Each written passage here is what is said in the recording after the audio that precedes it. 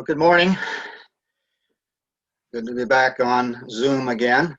Uh, Came close to having an opportunity to speak live, but that was short-lived. So I guess we are live, aren't we?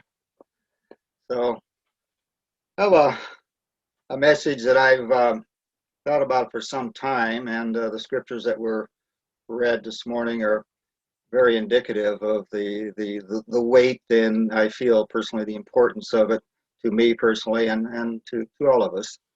A number of years ago, there was a movie that came out called Dead Poets Society.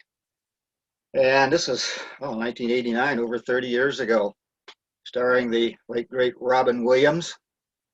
And of course, she had that unique talent, that rare talent of being uh, a gifted comedian, stand-up comedian, making as well as funny movies with great depth, sense of humor, oftentimes bordering on silliness, I thought. But that was his, and he was very spontaneous with that humor, no matter where he was, and just on the spot. But he also had the gifted side of turning into very serious, credible uh, actor as well. Maybe some even darker areas of life, shifting from humor to that side very quickly. And in this movie, if you recall, many have seen. If you haven't seen it, I would recommend getting it. There's a lot of interesting life lessons involved in the movie, some heaviness as well as a lot of levity. And in this movie, Robin Williams plays John Keating, an English teacher at a very elite private boys' school, college prep school, back in probably the Northeast somewhere. And most of the boys coming into the school are between 16 and 18, getting ready for college. They had to wear suits to school every day. And so he starts his class, students not knowing what was going to happen in this particular class. He was a new teacher there. And he comes out of his little office in the back and immediately walks through the class and out the side door. They all look around thinking, what's going on here? So Robin pops his head back in, Mr. Keating, as it were, says, come on, follow me. So they all go into the hallway. And he says to the students, once they're all out there in the hallway, he says, you probably walked by here many, many times, but have you ever taken notice the pictures of these young men from decades ago, generations ago? There were trophies and various things. So at that time, he asked one of the students to open this book to page whatever it was, 532. And apparently this part of their English class was going to be studying poetry. And so he asked the one student to read a poem, a 17th century poem by Robert Herrick. It's called To the Virgins to Make Much of Time, strange sounding name. And he asked him to read just the first stanza. And it says, gather ye rosebuds while ye may, old time is still a-flying, and this same flower that smiles today, tomorrow will be dying. Well, when you signed on to Zoom this morning, you probably weren't suspecting that you'd get a lesson in poetry, but poetry has a lot of profound things if we look into it and can understand them. And so Mr. Keating, the English instructor, says at this time, well, that first line, gather ye rosebuds while ye may, is the Latin equivalent of carpe diem. And so he asks him, what's carpe diem? Of course, the student raises his hand. Yes, the Latin for seize the day. He says, that's right. Now gather in and look at these pictures of these young men staring back at you, these black and white pictures from a couple generations ago. And he said, they're all like you. Look at the ambitions. Look at the hope in their eyes. The hormones are there. They've got all these great hope for their lives and what they plan to do in the future, just like you do. But you know what? They're all gone. None of them are around anymore. They're all fertilizing daffodils, as he said by now. And he always had to put some humor in, I guess, some dark humor. And so he said, gather and see what they're saying something to you. Listen carefully. So they're all getting kind of a little creeped out here, but he gets them to huddle in. Look at these pictures. Look at their eyes. Let them look at you.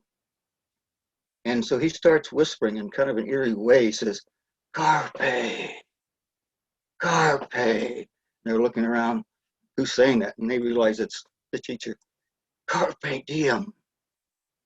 The boys are, and he says, those pictures are telling you, those young men from past are telling you, young boys, you boys out there today, make your lives extraordinary. Do something with your lives. So that was the beginning lesson in this class that these young men were faced with, and their eyes started opening up, starts looking at life a little differently, and especially as poetry, which is what the professor was trying to get them to do. So my purpose in this message today is not to give an exhaustive Bible study on the brevity of life. There's dozens and dozens of scriptures once I got started looking at it, and that wasn't really what I was intending to do today, or even give you a simple, 3-step way of how to seize the day. But rather, I just want to stimulate our thinking, our maybe motivate us to meditate and think about the seriousness of the time that God has given us for our lives. And it is brief. And we see some very important scriptures. I'm only going to focus on the 2 that were actually read prior to the message. One in Ephesians, and then over to Psalms 39, following it. Now looking at Ephesians 5, 15 through 17, the message here was written by Paul from prison, as we know, back around 62 AD. And there's some interesting things I think is helpful to understand the motivation and the urgency behind this letter. There's a lot of thinking that this wasn't written specifically or intended to go to Ephesus originally. There's some reasoning for that. It was thought to be a circular letter, to be circulated amongst the churches in Asia Minor that Paul visited and raised up, like Laodicea, Colossae, as well as Ephesus. And there's some indication that this letter was originally titled Church to Laodicea, and went to Laodicea, and then eventually came to Ephesus. There's statements in Colossians that refer to a letter to the Laodiceans, and hoping that we get to the other churches. So there's a lot of thought that this could well be, and also because in the first verse of Ephesians, it says, to the saints in Ephesus. Well, the term in Ephesus is not in some of the early manuscripts that could have been put in later on. And so there's and another thing too, it's interesting too that the 2 books, the 2 letters, one to the Ephesians and one to the Colossians, they have at least 55 different verses that are verbatim in each of those 2 books, of short books. And if you would take the specific issues that were and names of people that were referred to in Colossians, you took those out, you essentially have the same books, Colossians into the Ephesians. The same information is there, the same urgency of the message that Paul wanted to get across to them. So that's just a little bit of interesting background. But the urgency factor, of course, is the fact that Paul is in prison, and he doesn't know the outcome of his time in prison, whether he'll live to see, freedom outside of prison. This is, of course, in his first prison tour. He was later to go in again, but he didn't know the outcome of that. And so he was very urgent to get a message, not to just Ephesus or Laodicea, but he wanted all the churches to receive this message. And so he didn't introduce the Ephesians by addressing certain individuals, which he always does in all of his letters. He'll mention certain individuals and greetings to them, greeting to this person. He doesn't do in this book. And he spent over 3 years in Ephesus. So he obviously knew a lot of people there very personally, but that's missing in this book to Ephesians. So we see that this was intended to reach more than just one church in that area at that time, because Paul thought this may be my last message, my last letter out, and I want this to be important. I have a powerful message, and of course it centers around the unity in Jesus Christ.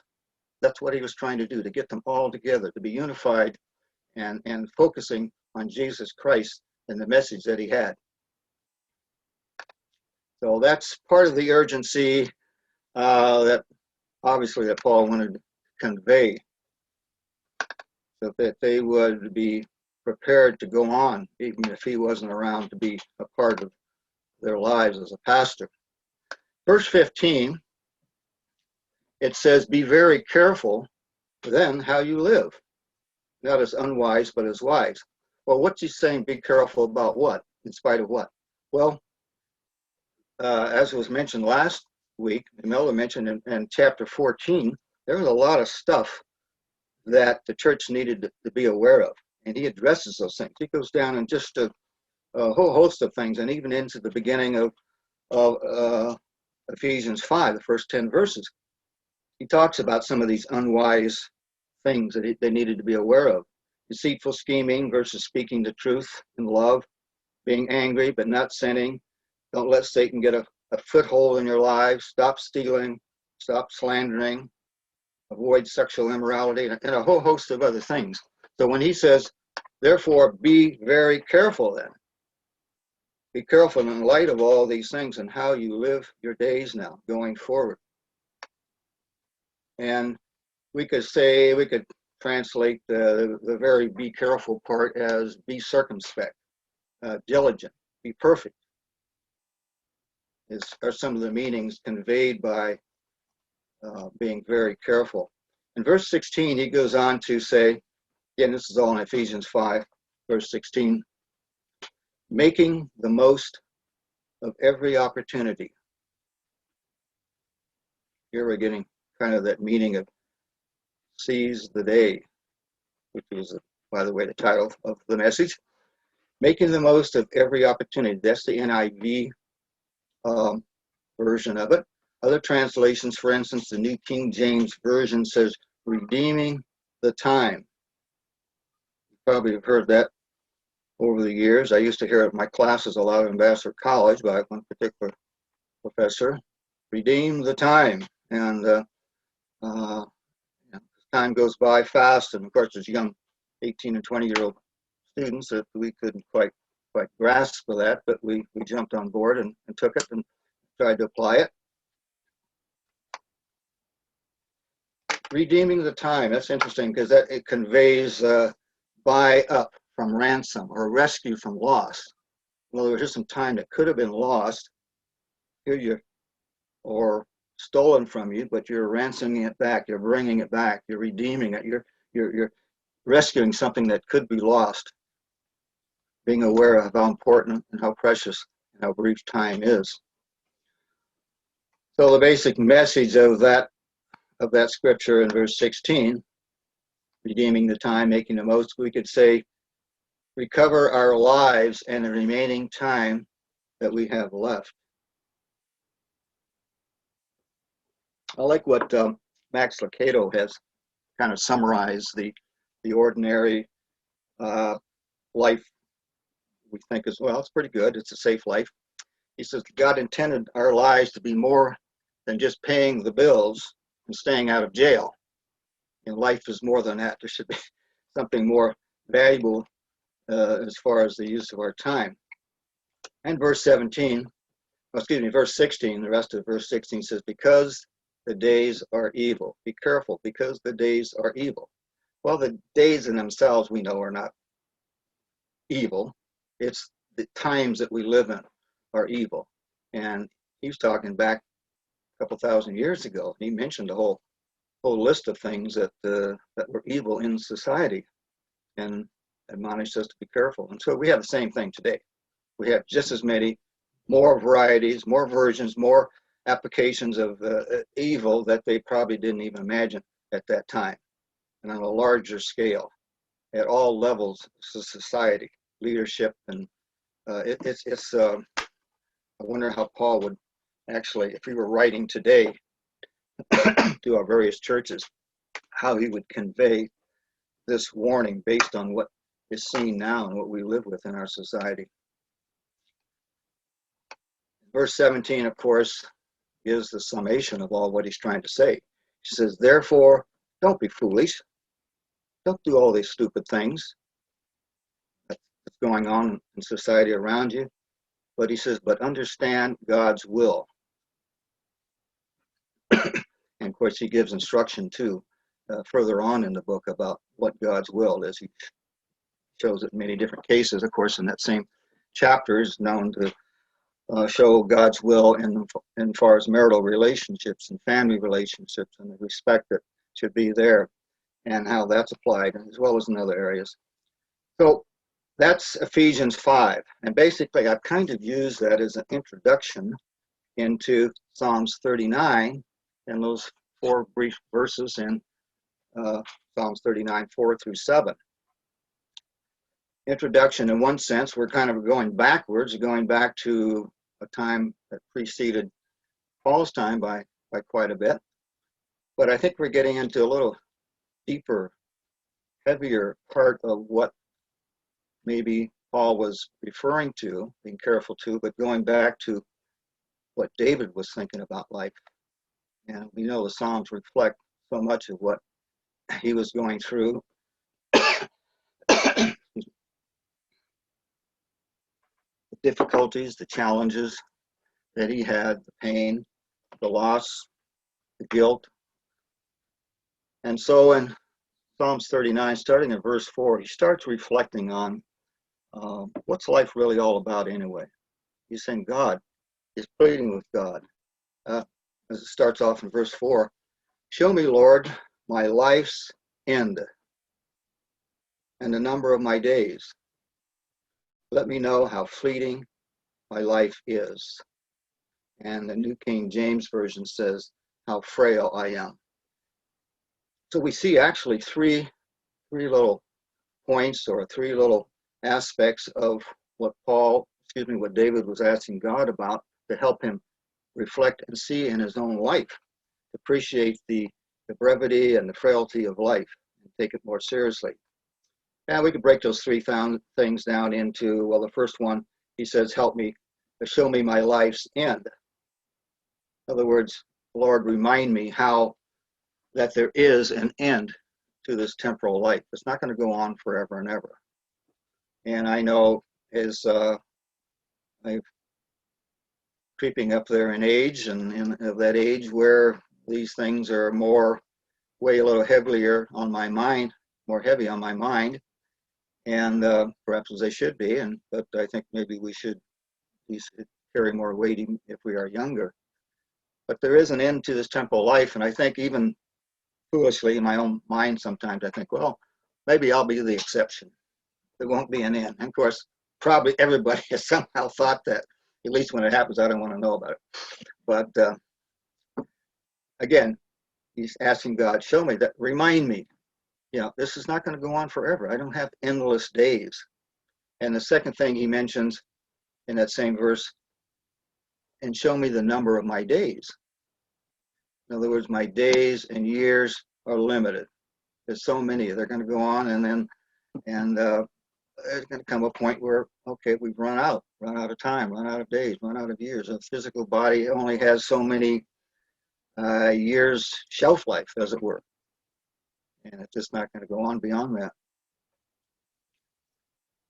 And the third thing, if we want to break it down into 3 areas, would be let me know how fleeting my life is, or to remind me that those years will go by fast. And as we get older, I think I'm more aware of it too. I've heard my mother say that when she was in her 80s and 90s. The older we get, the faster the days go by. It's just turn the calendar and it's another month, another year.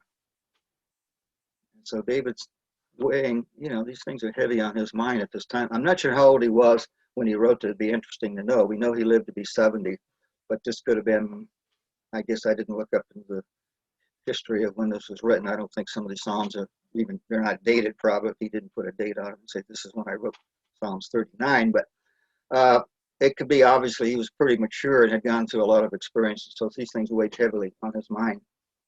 And as far as something that refers to the fleeting passing days of life, reminds me of Job 7:6, where it says, "My days are swifter than a weaver's shuttle." Now, if you've never get involved in weaving, that type of weaving, using basically hand-driven equipment, especially back in those days, they're not even sure what that meant back in David's time. It was some form of what was perhaps used when people made their own material, own cloth, so they could make clothing. And apparently this shuttle, which I don't want to get into explain it because I probably can't adequately, but what was happening every time this shuttle moved back and forth, it was laying down another thread as part of the cloth. That's kind of roughly speaking. And that had to go by really fast continuously to build enough material to make something out of it. Now, if I'm wrong, you can correct me later on that, because I'm sure people who've done weaving know that. I'm sure Nancy could probably enlighten me on that as well. Her aunt up in Bend, Oregon, was involved heavily in that, had her own loom and all the equipment, all that it's called, and would do that, would make her own material and different displays of beautiful artwork involved with that kind of equipment. So the life goes by very quickly, and they're limited. Verse 5, he goes on again. He's still elaborating on what, asking God, help me understand the shortness of life so I can just take it more seriously. Verse 5, he says, you have made my days a mere handbreadth. Handbreadth. The span of my years is as nothing before you. Everyone is but a breath, even those who seem secure. Now, how many times have you used the word handbreadth in the last week, for instance, or the last year, or ever, other than reading scripture? I know I never have, just never thought about it. And I've looked up for other terms and other translations, and most of the translations don't even elaborate beyond that. They just like to take that old word handbreadth. Okay, well, what is a handbreadth? Well, it's your hand. Stretch it how far you can, I guess. That or open. That's not very far. It's not even a foot, barely more than 6 inches. So what he's saying, your days, your length of years is about that long. Not 5, but that size in comparison to our whole body or our whole house or whatever. And that's not very long, not very large, is it? Again, trying to use different, David was trying to, talking to God about this, using different ways of making it real to him, and therefore sharing with us too, the reality of what life is really like, this physical life that we live. And he says, the span of my years is nothing before you. That's another point that he brings out. He says, my years basically are nothing compared to God's time.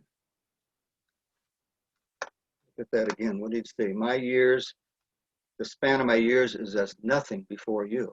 Well, we had that right. You take our lives, the length of our lives, 70, 80, 90, 100, 150, whatever that happens, and you put that on the continuum in God's time, it wouldn't be a blip on there.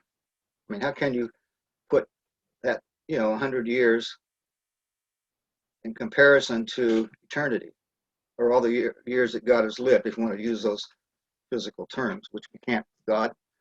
And I'm sure there's scientific and astrological and physiological, whatever ways of expressing that. But I think God's continuum of time kind of shows, we are virtually nothing compared to that.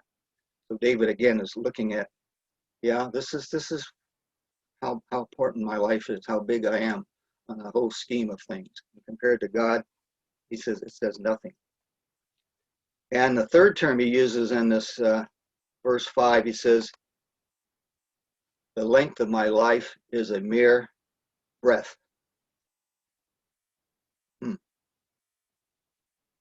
So breathe in and breathe out. That's the length of my life, he said. In reality, it comes, goes in and goes out, and it's over with. In Job 7:7, he says virtually the same thing. My life is but a breath. And I think there's a lot of other scriptures that say the same thing. So I think we get the point there. Sounds a little depressing, doesn't it? Kind of talking about this. It's not the most comfortable thing. We like to talk about, our vacation coming up or new challenges or winning the lotto or whatever it is. But this is a reality that every human has to face. And of course, if this is where all the end of it, just here today and gone tomorrow, or here today and gone today, we have no guarantee of how long that's going to be. If that's all we had, then of course we would be very miserable people, wouldn't we? As Paul told us in some other place. So verse 6, he continues on the theme. He's not done yet. More to consider. It says, surely everyone goes around like a mere phantom as he goes around to and fro. A phantom, like you could call out Ghostbusters or something. He's not even air. It's just like a eerie thing that doesn't really. It's kind of alive, but it's really not. And it says, in vain. Again, talking about people and about himself, I guess, and societies. In vain they rush about, heaping up wealth without knowing who is going to finally get it when we're gone.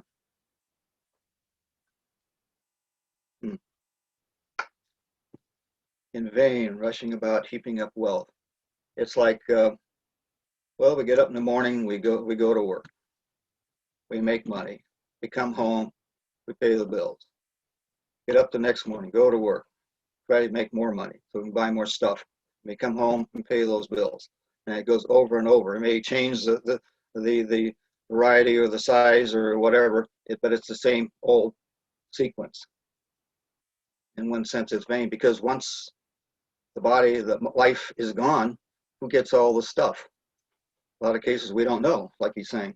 We earn all this stuff, we build it, and have all our possessions, but someone else ultimately is going to get it, whether it's family members, whether it's the thrift shoppers, or whether it's the government.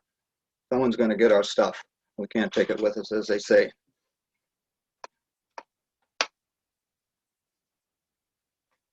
So again, that repeats this kind of a drab message and reality that David was facing with. He wants us to face it too, and I have to. There's life is more, like Max Lucado said, than just paying bills and staying out of jail. And thankfully, we know what that is. We know what that more to life is.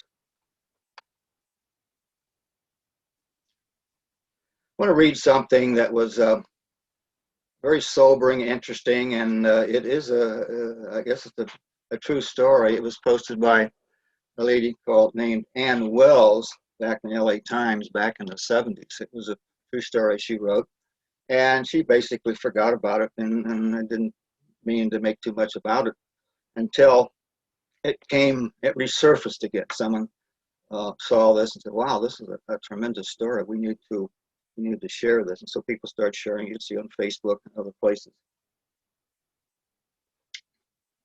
She wrote this, as Ann Wells wrote after the death of her sister. It wasn't really an old person, but maybe middle age or less. And here's how she wrote it. This is not the whole. This is the main theme of it.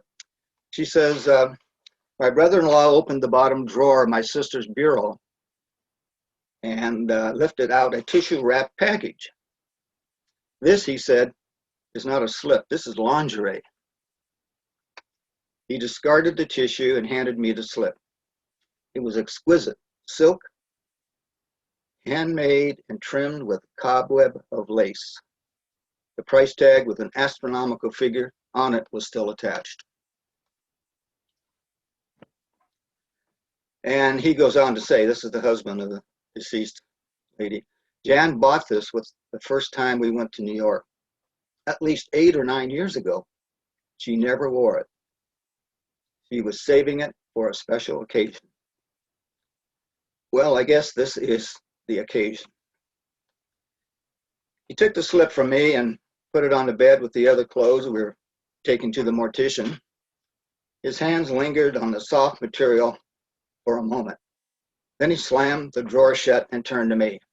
He says, "Don't ever save anything for a special occasion. Every day you're alive is a special occasion."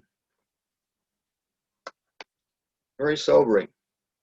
I know I've done that too. I've saved something. Well, let's see, I might need that when I don't have a job and can't afford to buy an extra pair of jeans or whatever. So I'll buy an extra pair and save it somewhere, or save this or that, or the special shirt or tie for special occasion. And sometimes it never gets worn. Here's another one I like to leave with, just a short part of a longer, you might call it poetry, but it's not really a typical type, but a little essay perhaps. It's called A Normal Day by Jean Irion. This is written, I'm not sure, back, maybe it's in the 50s or 70s. It was, it's been made its circuits as well, but I think it's also something that, in the context of what we're talking about, appreciate every day, every moment of life, and give it our fullest attention. He's talking about a normal day in a sense, a day that doesn't have anything unusual, either negative or positive, as we might think about. Nothing tragic took place. We didn't win the lotto, so there wasn't anything great. It wasn't a race. It was just a normal day, which makes up most of the days of our lives. And the emphasis of this little phrase here is to value those normal days. Because the time may come when we won't have those. We'll wish we did. And here's what she said, quoting her, she says, "Normal day," like she's talking to normal day, "Normal day, let me be aware of the treasure you are. Let me learn from you, love you, savor you, bless you before you depart. Let me not pass you by in quest of some rare and perfect tomorrow. Let me hold you while I may, for it will not always be so."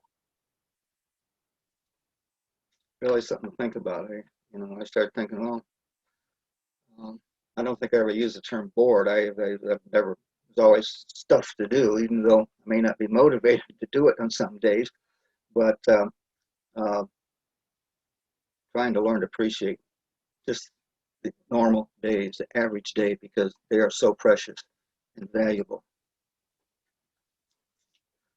And I'd like to conclude this, or at least the main part of this message, with what Oswald Chambers said.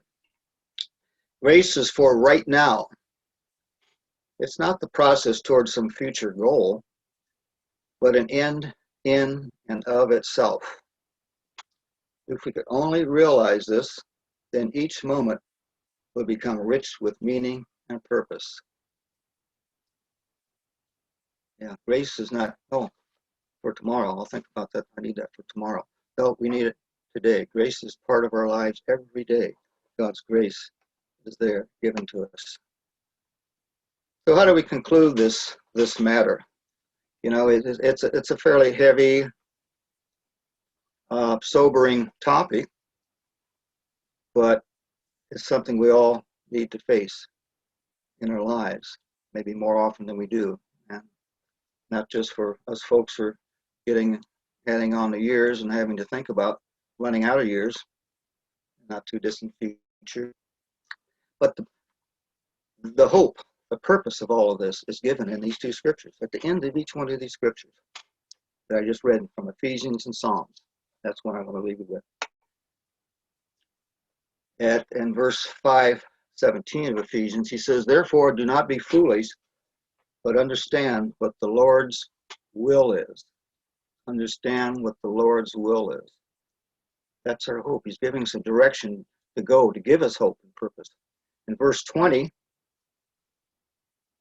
in Ephesians 5, it says, "Always giving thanks to God the Father for everything in the name of our Lord Jesus Christ." Don't we hear that phrase so often? Giving thanks to God, no matter what's going on in our life. That's not always easy. But it's comforting to hear that after being confronted with a very sobering, urgent message. Give thanks to God for everything in the name of Lord Jesus Christ.